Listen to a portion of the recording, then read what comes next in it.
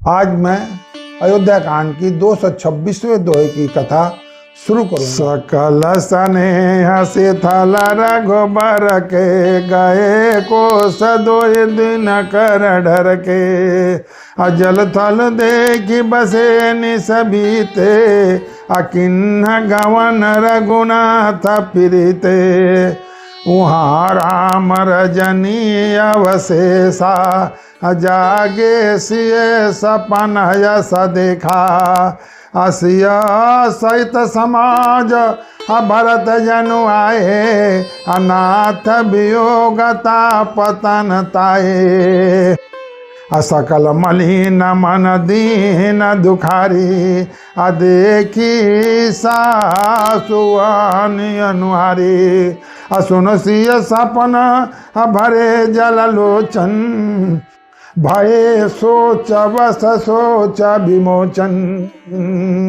लखन सपन यानी का न होई कठिन कुचा सुना यही कोई असकई बंधु समेत नहाने पूजी पुरारी साधु सनमाने सनमान सुर मुनि बंद बैठे उत्तर दिश देखत भये नवधूरी खगमृग भूरी भाग विकल्प भुआश्रम गए तुलसी उठे अवलोक कारण काह चित संचित कहे सब समाचार किरात कोलिन आहित ही अवसर कहे सुनत सुमंगल बैन मैं न प्रमोदत तन पुलक बर शरद सरोहर नैन तुलसी भरे स्नेह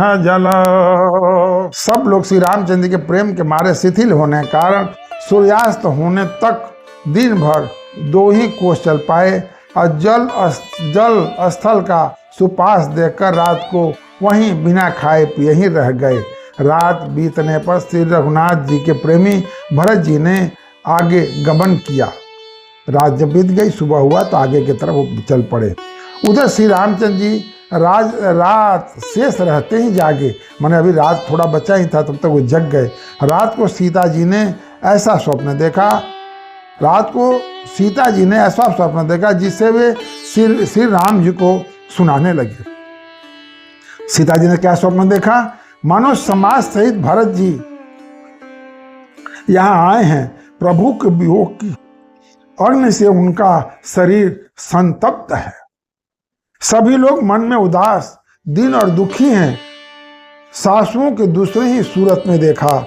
सीता जी का स्वप्न सुनकर श्री रामचंद्र जी के नेत्रों में जल भर आया और सबको सोच से छुड़ा देने वाले प्रभु स्वयं लीला से सोचवश हो गए और बोले, लक्ष्मण यह स्वप्न अच्छा नहीं है। भगवान रामचंद्र जी बोल रहे हैं कि यह स्वप्न अच्छा नहीं है जो सीता जी ने देखा है। कोई भीषण कुसमाचार, बहुत ही बुरी खबर सुनावेगा। ऐसा कहकर उन्होंने भाई सहित स्नान किया और त्रिपुरारी महादेव जी का पूजन करके साधुओं का सम्मान किया। देवताओं का सम्मान, पूजन और मुनियों की वंदना करके श्री रामचंद्र जी बैठ गए और उत्तर दिशा की ओर देखने लगे। आकाश में धूल छा रही है, बहुत से पक्षी और पशु व्याकुल होकर भागे हुए प्रभु के आश्रम को आ रहे हैं। तुलसीदास जी कहते हैं कि प्रभु श्री रामचंद्र जी यह देखकर उठे और सोचने लगी कि क्या कारण है। वे चित्त में आश्चर्यचकित हो गए। उसी समय कोल भीलों ने आकर सब समाचार कहे। तुलसीदास जी कहते हैं कि सुंदर मंगल वचन सुनते ही श्री राम जी के मन में बड़ा आनंद हुआ। शरीर में पुलकावली छा गई और शरद ऋतु के कमल के समान नेत्र प्रेम अश्रु से भर गए। बहुर सोच वेसी सियर बनु कारण कवन भरत अगवनु, एकायस कहा बहोरी, सेन संग चतुरंगन थोरी, सो सुनि राम ही बायति सोचु, इत पितु बचहित बंधु सकोचु, भरत स्वभाव समुझ मन माय, प्रभु चित हित थिति पावत नाय, सामदान तब बायह जान, भरत कहे महु साधु सयान, लखन लखयु प्रभु हृदय खबार, कहत समय समनीत विचार, बिन पूछे कुछ कहे गुसाई, सेवक समय न ढीठ ढिठाई, तुम सर्वज्ञ शिरोमणि स्वामी, आपुन समुझ कहेउ अनुगाम, नाथ हृदय सटि सरल चित, शील स्नेह निदान, सब पर प्रीत प्रतीत जिये, जाने हुआ आप समान। कि सीतापति श्री रामचंद्र जी पुनः सोच के बस हो गए कि भरत के आने का क्या कारण है। फिर एक ने आकर ऐसा कहा कि उनके साथ बड़ी भारी चतुरंगिनी सेना है। यह सुनकर श्री रामचंद्र जी को अत्यंत सोच हुआ। इधर तो पिता के वचन और इधर भाई भरत जी का संकोच। भरत जी के स्वभाव को मन में समझकर तो प्रभु श्री रामचंद्र जी चित्त को ठहराने के लिए कोई स्थान ही नहीं पाते हैं। तब यह जानकर समाधान हो गया कि भरत साधु और सयाने हैं तथा मेरे कहने में आज्ञाकारी हैं। लक्ष्मण जी ने देखा कि प्रभु श्री राम जी के हृदय में चिंता है, तो वे समय के अनुसार अपना नीति युक्त विचार कहने लगे। हे स्वामी, आपके बिना ही पूछे मैं कुछ कहता हूँ। सेवक समय पर ढिठाई करने से ढीठ नहीं समझा जाता, अर्थात आप पूछे तब मैं कहूँ ऐसा अवसर नहीं है, इसलिए यह मेरा कहना ढिठाई नहीं होगा। हे स्वामी, आप सर्वज्ञों में शिरोमणि हैं, आप सब जानते हैं। मैं सेवक तो अपनी समझ की बात कहता हूँ। हे नाथ, आप परम सहृदय, बिना ही कारण परम हित करने वाले हैं। माने आप बिना कारण हित करने वाले हैं, अकारण। सरल हृदय तथा शील और स्नेह के भंडार हैं। आपका सभी पर प्रेम और विश्वास है और अपने हृदय में सबको अपने ही समान जानते हैं। ये लक्ष्मण जी भगवान राम से कह रहे हैं।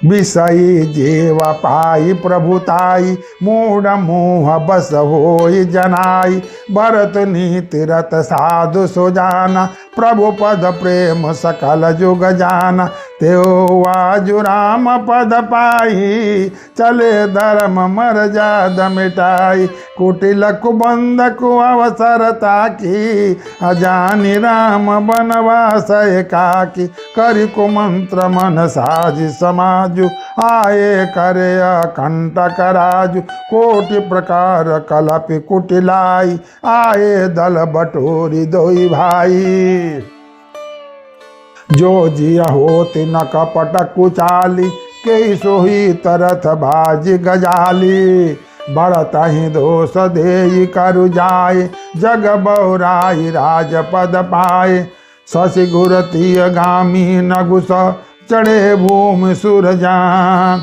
लोक वेदते विमुख बा, अधमन बैन समान। परंतु मूढ़ विषय जीव प्रभुता पाकर मोह बस अपने असली स्वरूप को प्रकट कर देते हैं। भरत नीति प्राण साधु और चतुर है तथा प्रभु आपके चरणों में उनका प्रेम है। इस बात को सारा जगत जानता है, सारा संसार जानता है। ये भरत भी आज श्री राम जी आपका पद सिंहासन का अधिकार पाकर धर्म की मर्यादा को मिटाकर चले हैं। कुटिल खोटेवाई भरत कुसुमय देकर यह जानकर कि श्री राम जी आप वनवास में अकेले हैं, असहाय हैं, अपने मन में बुरा विचार करके समाज छोड़कर राज्य को निष्कपट करने के लिए यहाँ आए हैं और करोड़ों अनेक प्रकार की कुटिलताएं रचना सेना बटोरकर दोनों भाई आए हैं। यदि उनके हृदय में कपट और कुचाल न होती तो रथ घोड़े और हाथों की कतार ऐसे समय पर किसे सुहाते हैं। पर तो भरत ही व्यर्थ कौन दोष दे। राजपद पा जाने पर सारा जगत ही पागल मत वाला हो जाता है। चंद्रमा गुरु पत्नी गामी हुआ, राजा नहुष ब्राह्मणों के पालकी पर चढ़ा, और राजा बेन के समान नीच तो कोई नहीं होगा जो लोक और वेद दोनों से विमुख हो गए। सहस बाहु सुरना तत्शंकु के न राज मदधिन्न कलंकु भरत किन्नय उचित उपाय रिपुरन रंचन राखव काऊ ये कहीं किन्न नहीं भरत भलाई अनिदरे राम जानु असहाई असमुझ पराई सोई आज विशेषी असमर सरोस राम मुख पेखी इतना कहतनी तिरस भूला रसरन बिटु कपुला कमिस फूला प्रभु पद बंद से सरज राखी बोले सत्य सहज बल भासी अनुचित नाथन मानव मोरा भरता मही उपचार न थोड़ा आ कह लगी सयुराओ मन मारे अनाथ साथ दनु हाथ हमारे छत्री जात रघुकुल जन्म राम अनुग जुग जान अलात हमारे चढ़ित सिर नीच की धूरी समान। सहस्त्र बाहु देवराज इंद्र और त्रिशंकु आदि किसी को राजमद ने नहीं छोड़ा है, सब ने कलंकित किया है, सब ने कलंक नहीं दिया है। भरत ने यह उपाय उचित नहीं किया, क्योंकि शत्रु और ऋण को कभी जरा भी शेष नहीं रखना चाहिए। शत्रु को और ऋण को कभी भी जरा भी शेष नहीं रखना चाहिए, मतलब उसको जीता, शत्रु को जीते नहीं छोड़ना चाहिए, और कर्जा ऋण को थोड़ा समझ कर नहीं छोड़ना चाहिए, उसको खत्म करना चाहिए। हाँ, भरत एक अच्छी बात नहीं की जो रामचंद्र जी को असहाय जानकर उनका निरादर किया, और पर आज संग्राम में श्री रामचंद्र जी का क्रोधपूर्ण मुख देखकर वह बात भी उनकी समझ में विशेष रूप से आ गई, अर्थात इस निरादर का फल भी वे अच्छी तरह पा जाएंगे। इतना कहते लक्ष्मण जी नीति रस भूल गए। लक्ष्मण जी क्या भूल गए? नीति रस भूल गए, नीति भूल गए, और युद्ध रूपी वृक्ष पुलकावली बहने से फूल उठा, अर्थात नीति के बाद कहते कहते उनके शरीर में वीर रस छा गया। वे प्रभु श्री रामचंद्र जी के चरणों की वंदना करके चरण रज को सिर पर रखकर सच्चा और स्वाभाविक बल कहते हुए बोले, कने का मतलब भगवान का है उनका जो नीति रस भूल कर वो वीर रस में आ गए, नीति की बात भूल गए। हे नाथ, मेरा कहना अनुचित न मानिएगा, भरत ने हमें कम नहीं पचारा, हमारे साथ कम छेड़छाड़ नहीं की, आखिर कहाँ तक सहा जाए और मन मारे रहा जाए, जब स्वामी हमारे साथ हैं और धनुष हमारे हाथ में है। क्षत्रिय जाति रघुकुल में जन्म, और फिर मैं श्री राम जी आपका अनुगामी हूँ, आपका सेवक हूँ, यह जगत जानता है, फिर भला कैसे सहा जाए। धूल के समान नीच कौन है, परंतु वह भी लात मारने पर सिर पर ही चढ़ती है।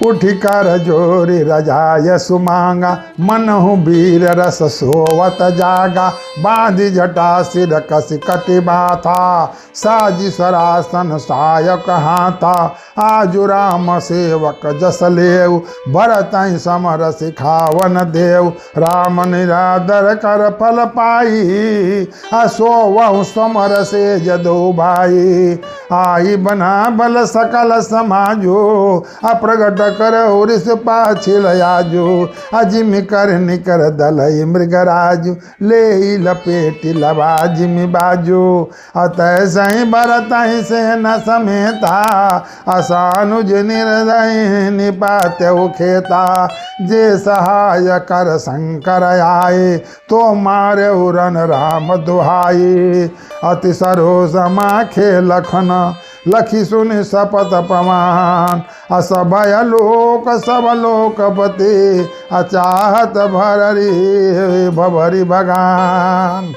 लक्ष्मण जी ने उठकर हाथ जोड़कर आज्ञा मांगी, मानो वीर रस सोते जाग उठाए, सिर पर जटा बांधकर कमर में तर कस लिए और धनुष को सजाकर तथा बाणों को हाथों में लेकर कहा, आज मैं श्री राम का सेवक होने का यश दूं और भरत को संग्राम में शिक्षा दूंगा। श्री रामचंद्र जी आपके निरादर का फल पाकर दोनों भाई भरत शत्रुघ्न रणशैया पर सोएंगे आज। अच्छा हुआ जो सारा समाज आकर एकत्र हो गया।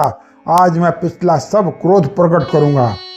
और सिंह हाथियों के झुंड को कुचल डालता है और बाज जैसे लवे को लपेट में ले लेता है, पक्षियों को ले लेता है, वैसे ही भरत को सेना समेत और छोटे भाई समेत तिरस्कार करके मैदान में पछाड़ूंगा।